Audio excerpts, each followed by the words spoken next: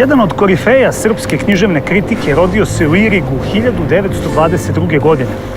Završio je gimnaziju u Sremskim Karlovcima, a u našoj prestonici obreo se 1941. godine kada je iz svog rodnog Srema bežao od ustaša.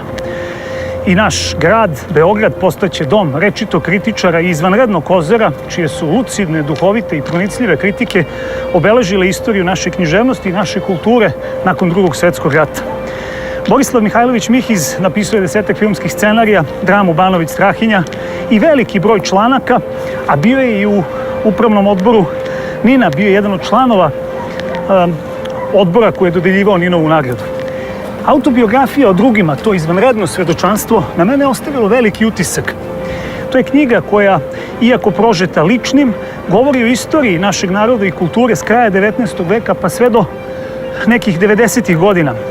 Naime, u tom delu, koje je zapravo na neki način klasična autobiografija, Mihiz pominje neke ljude koje znamo, pominje ljude koji su laureati raznih nagrada, pominje političare. Između ostalih, tu su Ivo Andrić, Miroslav Krleža, Brana Petrović, tu je Danilo Bata Stojković, tu je Mića Popović, tu je i legendarni Milan Kašanin, tu je Milan Grol.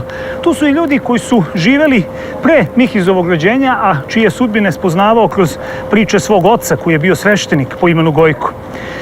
Posebno je zanimljiv deo ove intimne i lične pripovesti, gde Mihiz govori o ljudima koji su bili skrajnuti nakon Drugog svjetskog rata, jer nisu htjeli da poljube papuču.